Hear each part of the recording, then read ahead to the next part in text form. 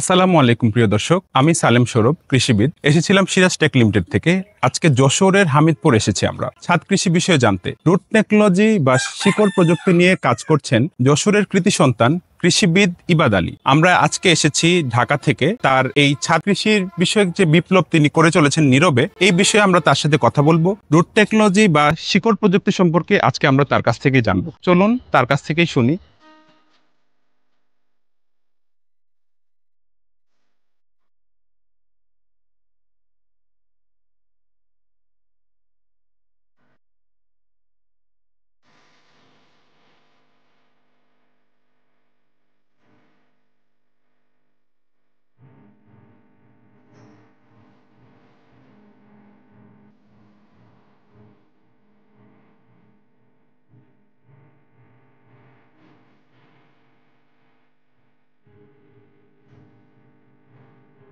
আসসালামু আলাইকুম স্যার, কেমন আছেন? জি, ভালো আছে। আপনি ভালো আছেন? জি আলহামদুলিল্লাহ। জি। আমরা স্যার সিরাজ টেক লিমিটেড থেকে এসেছিলাম। আচ্ছা, আচ্ছা। তো আপনি এই যে রুট টেকনোলজি বা আচ্ছা। শিকড় প্রযুক্তি নিয়ে যে কাজ করছেন, আচ্ছা, আচ্ছা, সেটা কিভাবে শুরু করেছেন বা আচ্ছা। কিভাবে কাজ করছেন একটু আমাদেরকে জানান, আমাদের দর্শকদের জন্য একটু আচ্ছা, জানান। ধন্যবাদ। প্রথমে আপনারা অনেক দূর থেকে আসছেন, বিশেষ করে ঢাকা থেকে, সিরাজ টেক থেকে। আমি কৃতজ্ঞতা জানাচ্ছি। আমার একটা স্বপ্ন আছে যে প্রত্যেকটা ছাদ হবে পারিবারিক পুষ্টির কারখানা। তা কিভাবে সহজে মানুষ উৎপাদন করতে পারবে কম খরচে, অধিক ফলন হবে, এই নিয়ে আমি দীর্ঘদিন গবেষণা করেছি। আসলে সেই ইউনিভার্সিটি লাইফ থেকে আমার একটা স্বপ্ন ছিল যে ছাদে কিভাবে চাষ করা যায়। অনেক দিন ধরে আমি সেটা শুরু করতে পারিনি। পরে এই 2-3 বছর ধরে আমি সাফল্য পেয়েছি। বিশেষ করে শিকড় প্রযুক্তি, যেটা শুনেছেন রুট টেকনোলজি, এটা একের কৃষি বিজ্ঞানের নতুন সাবজেক্ট এবং নতুন বিষয়। এই বিষয়গুলো নিয়েই আমি দীর্ঘদিন কাজ করেছি এবং ব্যাপক সাফল্য পেয়েছি।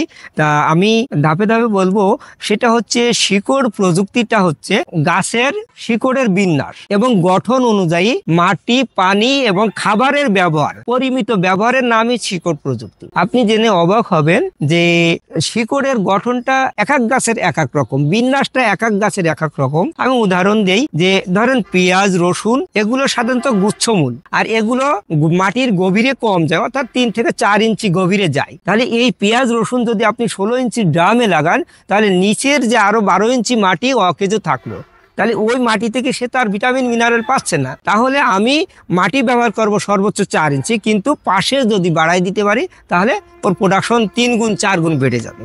আচ্ছা, এটা তো বুঝলেন। এরপরে কিছু কিছু গাছ আছে যে লতানো জাতীয় গাছ, যেমন লাউ, কুমড়া, ঝিঙ্গা, চিচিঙ্গা, এগুলো লতায় যায়। এই যে দেখুন, এইটা কিন্তু ধুন্দল, এটা লতানো জাতীয় গাছ। এই যে লতানো গাছে প্রচুর ফলন হয়েছে, কিন্তু এর কারণ মাটি কিন্তু মাত্র এখানে 2.5 ইঞ্চি মাটি আছে, 2.5 ইঞ্চি। তবে আমি 4 ইঞ্চি মাটির গভীরতা দিতে বলি। এর কারণ হচ্ছে একটু বেশি দিলে শুকায় কম, মাটিটা শুকায় কম, এই জন্য 4 ইঞ্চি দিতে পারি। 2.5 থেকে 3 ইঞ্চিতে খুবই চমৎকার হয়। তাহলে এই যে লতা জাতীয় গাছ বা লতানো জাতীয় গাছের যে শিকড় অনেক দূর পর্যন্ত ছড়ায়, কিংবা মাটির অগভীর অঞ্চল থেকে, মাটির উপরে অথবা অগভীর অঞ্চল থেকে, তাকে তো অত বড় ড্রামে দেওয়ার কোনো প্রয়োজন নাই। বাংলাদেশে 99% সাত খামারিরা এই ভুলটাই করে যে না, একটা লাউ লাগাচ্ছে, প্রায় বড় একটা ড্রামে দিচ্ছে, যার ওজন 180 কেজি, 190 কেজি ওজন হয়। তাহলে প্রতি স্কোয়ার ফিটে প্রায় 100 কেজি লোড পড়ে এবং সে ফলন, গাছ তো পুষ্টি পাচ্ছে না। গাছ কিন্তু পুষ্টি সেখান থেকে ভালোভাবে পাচ্ছে না। তাহলে পুষ্টি না পেলে সে গাছ আপনাকে ফলন দিবে না। অর্থাৎ শিকড় প্রযুক্তির মূল বিষয় হচ্ছে গাছের মুখের বা খাবার, মূল রোমের সংখ্যা যত বাড়বে, তার খাবার গ্রহণের মাত্রা তত বাড়বে, সে তত আপনাকে প্রোডাকশন দিবে। যদি সে খাবার নাই খেতে পারে, তাহলে আপনাকে কিভাবে প্রোডাকশন দিবে? না, আপনি বলতে চাইছেন যে মূল রোমের সংখ্যা যদি আমরা বাড়াতে পারি, তাহলে অল্প জায়গায় ফলন আমরা বেশি পাবো। যে সবজি আপনি ছাদ বাগানে করছেন, সেখানে যদি আপনি মূল রোমের সংখ্যা বাড়াতে পারেন, সেটা কিভাবে? সেটা এই শিকড় প্রযুক্তি বা রুট টেকনোলজির মাধ্যমে, যেটা স্যার বলছিলেন। আচ্ছা, এই বাড়ানোর টেকনিক হচ্ছে পাশে মাটি দিতে হবে, গভীরে না দিয়ে পাশে বাড়াইতে হবে এবং বেড পদ্ধতিতে করতে হবে। হ্যাঁ, বেড পদ্ধতিতে করলে জায়গা বেশি, আর জায়গা বেশি মানে শিকড়ের মূল রোমের সংখ্যা বেশি, আর যত মূল রোম বেশি বাড়ে যাবে, সে খাবার গ্রহণ তত বাড়বে, খাবার গ্রহণ মাত্রা সে আপনাকে ফল দেবে, সে স্বাস্থ্যবান হবে, সবকিছু হবে। আমার এই ছাদে দেখুন যে কোনো গাছের খাবারের তো ঘাটতি নাই, প্রচুর ফলন। আমি তো এই 1-2 বছর ধরে কোনো কিছু কিনেই না। হ্যাঁ, আমার প্রায় 50 কেজি মরিচই হয়েছে। মরিচ শুকাইছি, আপনাদের হয়তো দেখাইতে পারি, শুকাচ্ছি। আর এই যে ডবল বেড, এটা দেখছেন, এই যে এখানে মাত্র 3 ইঞ্চি মাটি। হ্যাঁ, কিছুদিন আগে প্রথম হারভেস্ট করেছি, দ্বিতীয় হারভেস্ট দেখেন কি পরিমাণ ফলন হয়েছে। হচ্ছে, প্রচুর এটা ফলন প্রথম হচ্ছে। হারভেস্ট এর থেকে আরো বেশি হয়েছিল, জি। কিন্তু কম। এই জন্য এই যে মাটির যে গভীরতা এটা কম। আমার আরেকটা স্বপ্ন আছে, ছাদ বাগানটা তো করে, ছাদ বাগান করার পরে অনেক পতিত জমি আছে না, জি জি। হ্যাঁ, জলবদ্ধ জমি আছে, এই জলবদ্ধ অঞ্চলেও কিন্তু এই প্রযুক্তি ব্যবহার করে চাষ করা যাবে। উদাহরণ দিই, এই যে বেডটা করেছি, এই বেডের এই পর্যন্ত যদি পানি থাকে কোনো সমস্যা আছে না। তা আপনার বাড়ির চারপাশে যদি এতখানি পানি থাকে তা আপনি এরকম বেড করে বাসা করে দিতে পারবেন সহজে, আর ডবল বেড করা যায়। এইভাবে সিস্টেমটা আমরা করেছি এবং আমার ম্যাক্সিমাম সবই বেড। এই যে দেখুন যে লতানো জাতীয় গাছ, এখানে গত 2 টার্ম তুলেছি, প্রায় 14-15টা তুলেছি, আবার 10টা হয়েছে, আরো 10টা কিন্তু খাবো। এরপরে এই দেখুন এখানে ধুন্দল হয়েছে। এই যে লতা জাতীয় গাছ, কিন্তু মাটির পরিমাণ খুবই কম। এইটা হচ্ছে 3 ইঞ্চি মাটি হবে। তা এই যে খাবার গ্রহণ, আমি জানি যে খাবার গ্রহণ কোথা থেকে করে, কারণ সেই অনুযায়ী দিতে পারলে হলো। আমার এইটা হচ্ছে ঝিঙ্গে লাগাইছি, এইটা ঝিঙ্গে, এটা হচ্ছে ঢেঁড়স। হ্যাঁ, ঢেঁড়স করছেন এখানে? হ্যাঁ, ঢেঁড়স, এটা ঢেঁড়সের প্লট। এই যে করলা, অনেক করলা খেয়েছি, এক জায়গায় 3টা ধরছে, এই যে পেকে গেছে, আসলে এত হয়েছে খাওয়ারই পারি না। এই দেখেন, আরো দেখেন, আসুন, এখানে অনেক কিন্তু মিষ্টি কুমড়া আছে। হ্যাঁ, এই দেখুন লাউ কুমড়া আমার প্রচুর পরিমাণে হয়েছে এবং মাছাতে করেছি। অর্থাৎ যার যে পরিবেশ, সে পরিবেশটা দিতে হবে। তবে এর যে প্রযুক্তিটা এবং অনেক কিছু আমি সরাসরি আরো কিছু বলতে চাই, বিশেষ করে এই চাষ পদ্ধতিটা। স্যার, আরেকটা বিষয় জানার ছিল যে আপনি ইউডিএফ কর্মকর্তা হিসেবে আছেন, তো এত ব্যস্ততার মাঝে আজকাল আপনি জানেন যে মানুষের সময় খুবই কম, সবাই খুবই ব্যস্ত, ঢাকায় বা বিভিন্ন শহরে মানুষজনের সময় খুবই কম। তো আপনি এত ব্যস্ততার মাঝে কি করে এই ছাদ বাগানের এত কিছু কাজ করেন, একটু যদি আমাদেরকে বলেন। আসলে ব্যস্ততা আমি কিছু মনেই করি না। ইচ্ছা যদি থাকে আপনার, আপনি যে কোনো কাজ আপনি করতে পারবেন। আমি প্রতিদিন ভোর 5টায় উঠি, নামাজ পড়ি, আমার ছাদে চলে আসি। আর ছাদে এসে এই গাছের প্রতি যে মায়া, এই মায়া আমাকে টেনে উঠায় ভোরবেলা। হ্যাঁ, একটা গাছের ফল হচ্ছে, কি চমৎকার। হ্যাঁ, একটা পাতা ছাড়লেও ভালো লাগে, আবার একটা পোকা লাগলে মনটা খারাপ হয়। অর্থাৎ এরা যে আপনার সংসারের একটা অংশ, আপনি যদি মনে করতে পারেন তাহলে আপনার সময়টা কোনো না। আমি রাত 8টায় যখন আসি, অফিস ফিরে আসতে 8টা বেজে যায়, 9টা বেজে যায়, এমনকি 10টার সময় ঢাকা থেকে ফিরেও অনেক সময় আমি ছাদে উঠি। আমার গাছগুলোকে একবার দেখতেই হবে, এরা যে আমার অনেক প্রিয়। আর একবার যদি এদের মায়ায় পড়ে যান, তখন আপনি বলবেন আমার সময় আরো অনেক বেশি। অনেকে চা খেতে যায়, আমি তো কখনো চা খাই না, বাইরে চা খাই না, কারণ কি আমি গাছগুলোকে সময় দিই। একবার যদি কেউ গাছ শুরু করে, তখন আর চা খাইতে হবে না, তখন বাড়িতেই খাবে। জি, উনি যেটা বলছিলেন যে উনি গাছগুলোকে, এই যে দেখতে পাচ্ছেন চারপাশে যে ওনার যে গাছগুলো, বাগানগুলো আমরা দেখছিলাম ঘুরে ঘুরে, স্যার যেটা বলছেন যে উনি ওনার সন্তানের মতন মনে করছেন। আপনি যেমন সন্তানকে কাজ শেষ করে এসে দেখে না থাকতে পারেন না, না দেখে সন্তানের সাথে যেমন আপনার দিন যায় না, উনি ঠিক সেইভাবে গাছগুলোকে ওনার নিজের সন্তানের মতো, পরিবারের মতন মনে করেন। অফিস শেষ করে এসে উনি যতই ক্লান্ত থাকুক, উনি যেটা বলছেন যে ওদের কাছে আসতেই হয়। ওদের একটু ফলন দেখলে, ধরলে, নিজের গাছ থেকে নিজের পরিবারের জন্য একটা ফসল তোলার যে আনন্দ, সেটা আপনি অন্য কোনো কিছুতেই পাবেন না। তো স্যার, আমরা একটু চাষ পদ্ধতি সম্পর্কে জানবো, যদি আপনি এক একটা ফসলের চাষ পদ্ধতি সম্পর্কে একটু যদি আমাদেরকে বলেন। আমি একটু চাষ পদ্ধতি সম্পর্কে আপনাদের একটু বলি। জি। চাষ পদ্ধতিটা সবচেয়ে গুরুত্বপূর্ণ। আপনার যে ফসলের ভিন্নতা একটু পরে আসি, কিন্তু আপনার চাষের জন্য কমন কয়টা জিনিস লাগে। প্রথমত মাটি। এই মাটি যদি একবার ভালো না হয়, তাহলে চাষ যতই চাষ করেন, সেটা আপনার কিন্তু ফসল ভালো হবে না। তাহলে মাটিটা হবে একেবারে ঝুরঝুরে, অর্থাৎ বেলে দোআঁশ, এটা এসব জানার দরকার নেই। মাটিটা এরকম হাতে নিবেন, এই যে ঝুরঝুর করতেছে, হ্যাঁ, এই ঝুরঝুরে মাটিটা আপনি জোগাড় করবেন। জোগাড় করার পরে আসলে এখানে ছাদে কিংবা উচ্চ জায়গায় এখানে খাবার কম থাকে, তাহলে এখানে সকল প্রকার সার মিশাইতে হবে মাটির সাথে। অর্থাৎ ইউরিয়া আছে, টিএসপি আছে, পটাশ আছে, বোরন আছে, জিঙ্ক আছে, সব ধরনের পরিমাণ মতো দিয়ে, আমার ফর্মুলাও আছে, এই ফর্মুলা অনুযায়ী পরিমাণ মতো দিয়ে মাটিকে মিশাইতে হবে। মিশানোর পরে এখানে খাবার দিলাম, দেওয়ার পরে ওই মাটিটা পানি দিয়ে ঢেকে রাখতে হবে 10 দিন, কমপক্ষে 10 দিন এই মাটিটা ঢেকে রাখবেন। ঢেকে দেওয়ার পরে 10 দিন পরে এরকম যখন এই যে একটু ভিজে থাকবে, এইরকম হবে, তখন আপনি ফসল উৎপাদনে যাবেন। হয় চারা রোপণ করতে পারেন অথবা বীজ বপন করতে পারেন। এখানে সবচেয়ে মূল যে বিষয়টা, আপনার বীজ একেবারে শতভাগ ভালো জায়গা থেকে কিনতে হবে। বীজ যদি ভালো না হয়, তাহলে আপনার ফসল ভালো হবে না। অর্থাৎ যদি হাইব্রিড করতে চান, তাহলে একেবারে সার্টিফাইড কোম্পানি থেকে কিনতে হবে যদি হাইব্রিড করতে চান। আর যদি দেশিটা কিনতে হবে, যে কোনো বিশ্বস্ত জায়গা থেকে দেশিটা করবেন। তাহলে এই যে আমি এই ঢেঁড়সের কথা বলি, ঢেঁড়স বলতে তাহলে মাটি তৈরির বিষয়টা আপনারা জানলেন। জি। হ্যাঁ, এরপরে ঢেঁড়সের বীজ খুব সার্টিফাইড কোম্পানি থেকে আমি কিনে এনেছি। জি। আনার পরে টিস্যু পেপারের মধ্যে, অর্থাৎ একটা রঙিন টিস্যু পেপারের মধ্যে 24 ঘন্টা ভিজানোর পরে টিস্যু পেপারের ভিতর দিয়ে পানিতে দিয়ে একটা বাটির মধ্যে রেখে দিয়েছি। জি। এটা 3 দিন পরে গজায় যাবে। দেখেন যে গজায় যাওয়ার পরে আস্তে আস্তে মাটিতে আপনি দিয়ে দিলেন, দিয়ে দেওয়ার পরে হয়তো আর 2-3 দিন পরে সুন্দর করে চারা গজায়। চারা গজানো এরপরে পেস্ট ম্যানেজমেন্ট আছে, রোগ ব্যাধি আছে। পরে দেখেন এই যে আপনার বায়ো পেস্টিসাইড পাওয়া যায়, বায়ো পেস্টিসাইড গুলো আপনি স্প্রে করতে পারেন, অথবা আপনাকে কেমিক্যাল দিতে হবে। কেমিক্যাল দেওয়ার পরে হবে, তবে কেমিক্যাল সার কীটনাশক ব্যবহারের একটু সতর্কতা অবলম্বন করতে হয়। সেটা করতে হলে আপনার ফসলটা ভালো হবে। স্যার, যারা শহরে থাকেন, সেখানে জায়গা কম, আচ্ছা, ছাদে যারা শখ করে গাছ লাগান বা চাষ করতে চান, তাদের জন্য যদি একটু বলেন যে সহজে কি করে সবজি বা এই ধরনের চাষগুলো করবেন। শহরে এর জন্যই তো আমার এত গবেষণা। আমি দীর্ঘদিন গবেষণা করছি যে মানুষ যেন শহরে অল্প জায়গায় বেশি সবজি উৎপাদন করতে পারে, সবজি যেন কিনা না লাগে। এর জন্যই তো শিকড় প্রযুক্তি। তাহলে এই প্রযুক্তিতে আপনি যদি 5টা-6টা বেড করতে পারেন, 3 ফিট বাই 6 ফিট বেডগুলো যদি করতে পারেন, তাহলে আপনার সারা বছরের সবজি আর কিনা লাগবে না। অর্থাৎ মেনলি মরিচ, করলা, এই যে করলা কিন্তু সহজে চাষ করতে পারবেন, এটা ড্রাম লাগে না, অনেকে ড্রামে দেয়। তাহলে এরকম বেড করে করলা দিতে পারেন। তবে খুব উন্নত মানের সার্টিফাইড কোম্পানির যে বীজগুলো আছে, বীজগুলো কিনে এনে এটা গজাবেন। গজানোর পরে মাটি তৈরির বিষয়টা তো আগেই বলে দিয়েছি, প্রথম মাটি তৈরির বিষয়টা, তারপরে আপনি বীজটা দিয়ে দেবেন, আস্তে আস্তে হবে ইনশাল্লাহ। স্যার, যেটা বলছিলেন যে মাটির প্রস্তুতির বিষয়টা বা সার দেওয়া, এই বিষয়গুলো এক একটা গাছের জন্য এক এক রকম কিনা, সেটার বিষয়ে যদি একটু আমাদেরকে বলেন। মাটি তৈরির যে ফর্মুলা এবং যে প্রক্রিয়াটা বললাম একই, এর কোনো ব্যতিক্রম নাই, সবই একই। হ্যাঁ, কিন্তু যখন একটু খেয়াল রাখবেন, যখন ফলের গাছ লাগাবেন একটু বড় হবে, ওই ফলের গাছের জন্য একটু এঁটেল মাটি দিতে হবে, আর কিছু না। এঁটেল মাটি দিলে গাছটা শক্ত হয়ে থাকে। তাহলে মাটি তৈরি করার পরে এই যে সব সবজি, করলা, এই করলা এরকম বান দিতে হবে, মাচা দিতে হবে। কিছু কিছু করলা আছে মাচাই হয়, কিছু কিছু গাছে মাচা মাটিতে হয়। তাহলে যে গাছ যে পরিবেশ পছন্দ করে ওই পরিবেশটা আপনাকে দিতে হবে, দিলেই কিন্তু ফসল ভালো হবে। হ্যাঁ, তাছাড়া হবে না। এই যে শহরে যে ড্রামে করে, ড্রামে না করে বেডে করলে তার জন্য সুবিধা হবে। জি স্যার, আরেকটা বিষয় জানাবেন। আমরা পেঁয়াজ, রসুন এই ধরনের ফসলগুলো আমরা দেখেছি শহরে ব্যবহার বেশি হয়, মানুষজনের যেগুলো নিত্য প্রয়োজনে বেশি প্রয়োজন হয়। লাউ, এই ধরনের ফসলগুলো রোগবালাই বা মরক, এই বিষয়গুলো একটু আমাদেরকে জানাবেন।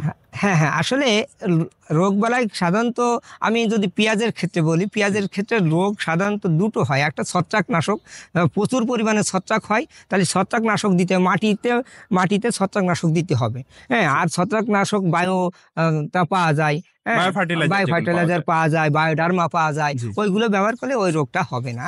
আর যদি একবার হয়েই যায় তখন কীটনাশক স্প্রে করতে হবে। হ্যাঁ, পেঁয়াজের ক্ষেত্রে আপনি যেটা বলছেন যে জৈব বালাইনাশক যেগুলো, সেগুলো আমরা ব্যবহার করলে ভালো ফলন পাবো। জি, আরেকটা বিষয় জানাবেন স্যার, আপনার এই যে ফলনগুলো, সেই ক্ষেত্রে কস্ট কেমন হচ্ছে? আমরা তো ছাদ বাগান করতে, খরচ কেমন পড়বে স্যার? আচ্ছা, আপনাদের কি অনেক খরচ প্রয়োজন কিনা? আচ্ছা, একেবারেই খরচ কম। আমি রিসার্চটা করেছি, বিভিন্ন জায়গায় মানুষ তো ড্রামে করলে কিংবা যে পদ্ধতি করে, যদি কনক্রিটের করে অনেক টাকা খরচ করে ফেলায়, কিন্তু আউটপুটটা খুব জিরো বলা যায়। জিরো বলতে 100 টাকা খরচ করলে 10 টাকাও ইনকাম হয় না। কিন্তু আমি দেখিয়েছি গবেষণার মাধ্যমে, যদি 100 টাকা খরচ করলে 200 টাকা ইনকাম হবে।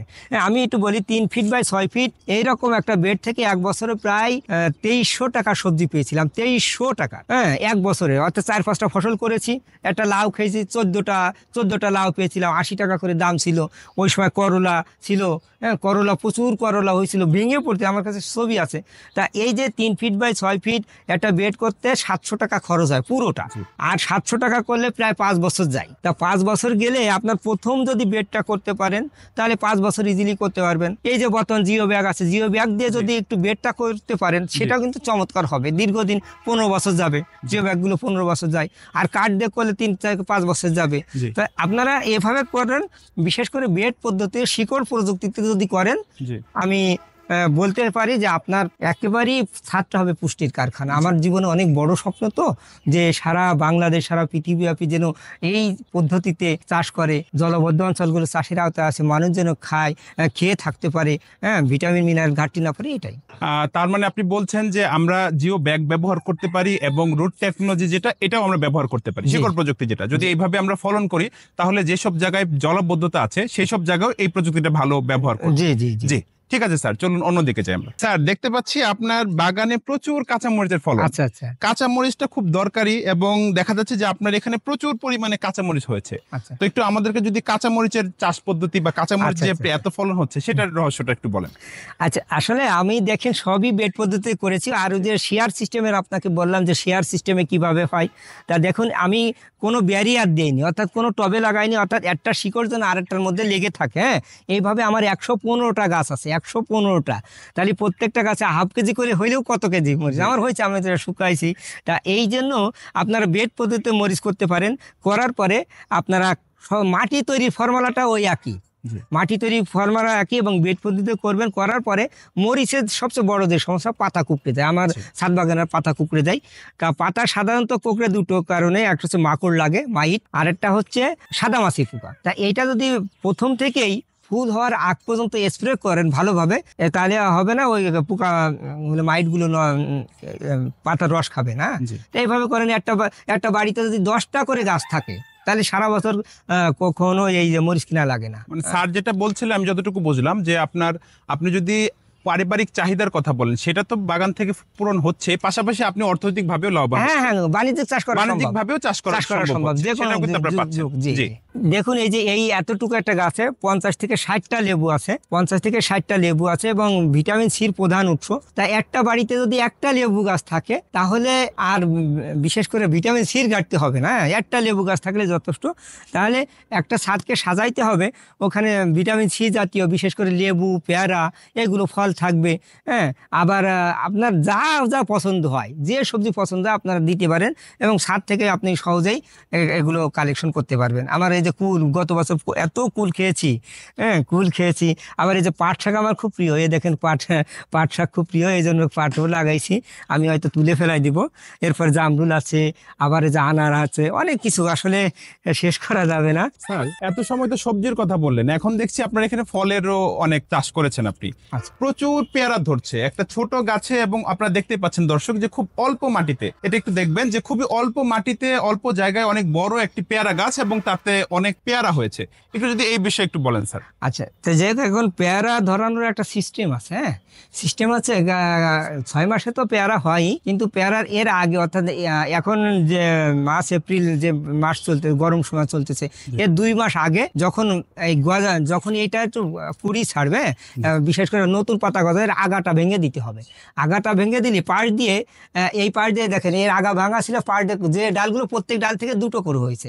হ্যাঁ, এবং ওই সময়টা একটু ফ্লোরা স্প্রে করে দিবেন, আর ওই সময়ই বিশেষ করে টিএসপি, এমওপি, এই দুটো এমওপি দিলে আস্তে আস্তে ফল চলে যাবে। ইউরিয়া দেওয়া যাবে না, দিলে এরা বাড়বে, ওই সময় আর ফল দিবে না কিন্তু। হ্যাঁ, ইউরিয়া দিলে প্রচুর পরিমাণ বেড়ে যায়, পুরো ফল দেয় না। কিন্তু এমওপি, টিএসপি দিতে হবে এবং আগাটা ভেঙে দিতে হবে, দিলে কিন্তু এরা ফল দেবে। হ্যাঁ, ফল দিলে আর সমস্যা হবে না। আমি গত বছর প্রায় 100 পেয়েছি, এবছরও আরও অনেক হয়েছে।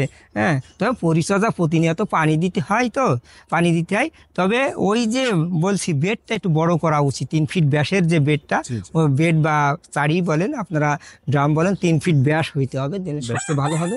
আমি যেহেতু ক্যারেটে করেছি, আসলে প্রতিনিয়ত পানি দিতে হয়, তো একটু ঝামেলায় পড়ি, কিন্তু ওই সিস্টেমটা চমৎকার। হ্যাঁ জি স্যার, আপনি বেশিরভাগ সময় বলছেন যে জৈব সার ব্যবহার করার জন্য, ফলনের পিছনে আপনি জৈব সার ব্যবহার করছেন। তো গাছে ফলনের ক্ষেত্রে জৈব সারের ব্যবহারটা সম্পর্কে যদি একটু বলেন। আসলে জৈব সারটা মাটির জন্য খুব গুরুত্বপূর্ণ।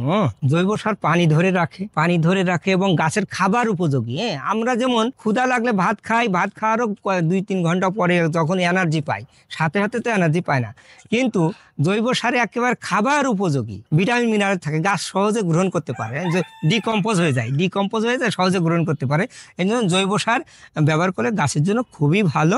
এখন তো অনেক কোম্পানি আসছে, আর আমরা যারা কৃষিবিদ আছি সবাই বলি যে জৈব সার ব্যবহার করেন, তবে সাথে সাথে কেমিক্যাল সারও ব্যবহার করতে হবে, কিন্তু অল্প পরিমাণে। কারণ গাছের যে ভিটামিন মিনারেল আছে, এই জৈব সারের সাথে কেমিক্যাল সারটা ব্যবহার করাটা বেটার, তবে জৈব সারের বিকল্প নাই, এটা সিম্পল। জি স্যার, আমরা তো সিরাজ টেক লিমিটেড কৃষি নিয়ে অনেকদিন থেকে কাজ করছি। তো আমরা জানতে চাচ্ছিলাম যে আপনার বাগান আমরা ঘুরে দেখলাম, আপনি নিজেই দেখালেন যে ফলন কত ভালো হচ্ছে, রুট টেকনোলজি ব্যবহার, জৈব সারের ব্যবহার, আপনি জিও ব্যাগের কথাও বললেন। সব মিলিয়ে আপনি জৈব বিষয়টাকে, মানে ন্যাচারাল যে অর্গানিক যে বিষয়টা, এটাকে আপনি প্রাধান্য দিচ্ছেন ফলন বেশি হওয়ার ক্ষেত্রে। তো আপনি একটু ওভারঅল যদি আপনার এই চাষ পদ্ধতি বা আপনি দর্শকদেরকে কি জানাতে চাচ্ছেন, কিংবা আমরা এখন দেখতে পাচ্ছি যে ছাদ বাগান খুবই জনপ্রিয় হয়ে উঠছে, মানুষজনের প্রচুর আগ্রহ আগ্রহ পাওয়া যাচ্ছে এবং রুট টেকনোলজি নিয়ে আপনি কাজ করছেন, তো ওভারঅল যদি আপনি দর্শকদের যদি সব বিষয়টা নিয়ে বলেন আপনি। সর্বশেষ আপনাদের ধন্যবাদ জানাচ্ছি যে আপনারা কৃষি নিয়ে কাজ করছেন। আসলে কৃষি আমাদের প্রাণ, তো আমরা যারা কৃষিবিদ আছি, যারা কৃষক আছে, সবাই দেশের জন্য কাজ করি। সিরাজটেক যেহেতু কৃষি নিয়ে কাজ করে, তাদেরকে স্যালুট জানাই যে আসলে কৃষির প্রতি তাদের আগ্রহ, দেশের উন্নতি তো হচ্ছে আসলে। তাদেরকে ভালো লাগলো। আপনারা যারা ছাদ বাগান করেন, একটা জিনিস খেয়াল করবেন, ছাদে আপনার বেড পদ্ধতি করেন, শিকড় প্রযুক্তিতে ছাদ বাগান করেন, তাহলে আপনার পারিবারিক পুষ্টিটা নিশ্চিত হবে এবং খরচও কম হবে, অনেক তুলনামূলকভাবে অনেক কম। তারা একটু ফাঁকা জায়গা রাখার কি দরকার, আমার যদি পারিবারিক পুষ্টিটা নিশ্চিত হয়। আর সবচেয়ে বড় যে বিষয় সেটা হচ্ছে ছাদটা ঠান্ডা থাকে। ছাদ ঠান্ডা থাকলে গরমের সময় এসিও লাগে না। আমার নিচেই কোনো তাপই মনে হয় না, কারণ আমার ম্যাক্সিমাম জায়গাটা করা, এবং ছাদটা খুব সুন্দর থাকে দীর্ঘ। অনেকে বলে আমার ছাদ নষ্ট হয়ে যাবে, আপনি তো দেখছেন আমার ছাদের কোনো সমস্যা আছে কিনা, কোনোভাবেই না। সব সময় শুকনো থাকে, সবসময় সুন্দর থাকে, অর্থাৎ ছাদের লনজিভিটি আবার বেড়ে যায়। হ্যাঁ, এই জন্য আমি বলি যে আপনারা বেড পদ্ধতি করেন, শিকড় প্রযুক্তিতে কাজ করেন। হ্যাঁ, আর কোনো পরামর্শ লাগলে সিরাজটেকের কৃষিবিদ আছেন, তার থেকেও আপনারা পরামর্শ নিতে পারেন, আমার কাছে সরাসরি কল করতে পারেন। হ্যাঁ, কৃষির জন্য আমি সব সময় আপনাদের জন্য নিবেদিত প্রাণ। আমার সাথে যোগাযোগ করবেন, তাদের সাথে যোগাযোগ করবেন, সবাই যে যেখানে আছেন আসুন, কৃষিকাজ করি, কৃষিকে উপর দিকে তুলে ধরি এবং আমরা খাদ্যর যে নিরাপত্তা সেটা বলি, সেটা যেন করতে পারি। বাংলাদেশটা সবুজ শ্যামল সুন্দর, আসুন এই দেশকে ভালোবাসি। ধন্যবাদ। জি দর্শক, শুনছিলাম কৃষিবিদ ইবাদ আলী স্যারের কথা, যিনি বলছিলেন যে ছাদ বাগান এখন শুধুমাত্র আমাদের দৈনন্দিন প্রয়োজন না, এটা আমাদের শখের জায়গা, পরিবেশেরও অনেক উপকার করছে। ওভারঅল আমাদের দেশের কৃষির যে চাহিদা, কৃষির যে ফলন সেটা বাড়াচ্ছে, কৃষির উন্নয়ন হচ্ছে এবং দেশের জন্য উন্নয়ন হচ্ছে। তিনি নীরবে কাজ করে যাচ্ছেন। আমরা সিরাজটেক পরিবারের পক্ষ থেকে, আমি কৃষিবিদ সালেম সৌরভ, আমরাও কাজ করে যাচ্ছি। প্রয়োজনে আপনাদের যে কোনো প্রয়োজনে, কৃষি বিষয়ক যে কোনো প্রয়োজনে, যে কোনো পরামর্শের জন্য আপনি আমাদের সাথে যোগাযোগ করবেন। আমরা আমাদের জায়গা থেকে আপনাদের জন্য সর্বদা চেষ্টা করব। আজকে এখান থেকে আমরা বিদায় নিচ্ছি। দেখা হবে অন্য কোনো দিন, অন্য কোনো জায়গায়। ধন্যবাদ। আসসালামু আলাইকুম।